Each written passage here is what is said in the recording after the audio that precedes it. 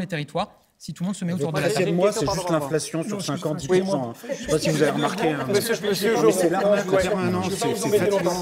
J'ai pas grand-chose à faire ici. Secrétaire national CRS, UNTIMITÉ et GGP Police. Tout à fait, secrétaire national CRS, une TGP Police, merci. Je ne vais pas vous embêter longtemps, j'avais dit que je restais avec un petit quart d'heure. Je n'ai pas servi à grand-chose parce que c'est un temps qui est très politique. Je vais laisser les gens discuter tranquillement. Moi, j'ai une question qui n'est pas politique à vous poser. Est-ce que vous connaissez le profil des personnes qui ont été interpellées? Je ne sais pas, je ne me suis pas réellement renseigné et je n'ai pas vraiment de retour parce qu'encore une fois, on est dans un temps un peu trouble enfin voilà, on n'a pas beaucoup d'informations là-dessus. Simplement, je voulais dire, et je vais vous laisser là-dessus également, parce qu'encore une fois, on m'avait dit que ça allait durer un quart d'heure et quelques questions. Je comprends le temps politique parce qu'il est important. Moi, je vous porte juste l'inquiétude qu'on a en tant que représentant des personnels de police.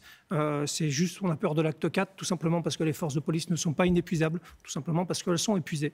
Et tout simplement parce que, M. Mélenchon, contrairement à ce que vous disiez tout à l'heure, mais c'est un point de détail, de temps en temps, on fait déjà appel à l'armée pour nous remplacer sur des missions parce qu'on ne peut pas tenir sur les pics d'emploi qu'on a. Ça s'appelle une réquisition. On les fait garder déjà nos bâtiments sur une mission qui s'appelle le GS75. C'était un peu l'idée... Oui, c'était un peu l'idée de pouvoir en mettre en place, puisque hier, il y a eu un dispositif double avec beaucoup de forces qui étaient engagées sur l'étanchéité de Beauvau, du ministère de l'Intérieur et de l'Élysée, bien évidemment pour protéger les institutions. Aujourd'hui, on vous entend, vous dites on a peur de l'acte 4. On a peur pour nos collègues. Ça fait deux samedis qu'on a une bonne étoile et qu'on ne déplore pas de mort.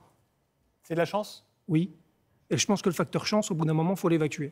Voilà. Est-ce qu'il y avait des trous dans la raquette dans le dispositif de sécurité hier? Il y en aura toujours avec ce genre de mouvement. Le maintien de l'ordre, ce n'est pas une science exacte, on traite de l'humain.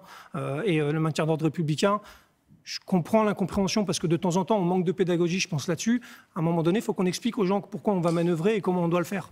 Malheureusement, on a des gens qui se retrouvent gazés et qui ne comprennent pas pourquoi. Il faut peut-être leur expliquer pourquoi ils sont gazés. Parce que si on gaze, c'est pour éviter le contact avec les manifestants. Parce que si on a du contact avec les manifestants, on voit que ce soit des fonctionnaires de police, lynchés comme on a pu le voir tout à l'heure, et protégés d'ailleurs par des gilets jaunes au bout d'un moment. Parce que c'est un... Non, mais... C'est juste ce que je suis en train de dire, parce que c'est insupportable à voir. Donc voilà, donc nous on est inquiets pour tous nos collègues. Vous avez peur, vous? Est-ce que vos collègues ont peur physiquement aujourd'hui? Nos collègues ont peur physiquement. C'est pas naturel de prendre des pavés d'1 kilo sur la tête. On est tous pères de famille. Quand on est censé avoir des réponses opérationnelles justement qui nous protègent de ça, on est censé ne pas être au contact. Et c'est ce qu'on a fait là. Mais c'est quoi la solution si jamais il y avait un acte 4 samedi prochain? Il y a déjà quasiment 5000 hommes dans Paris. C'est d'en avoir plus? C'est quoi? Qu'est-ce que vous demandez?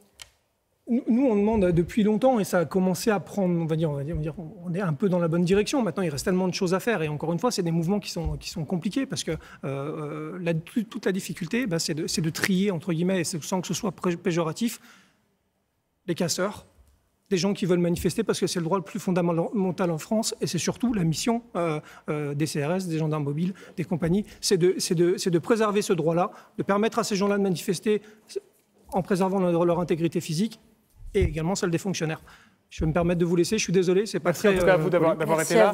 On a eu des images très très fortes hier qui ont fait le tour du monde évidemment, donc on va aller faire un petit tour tout au long de cette soirée.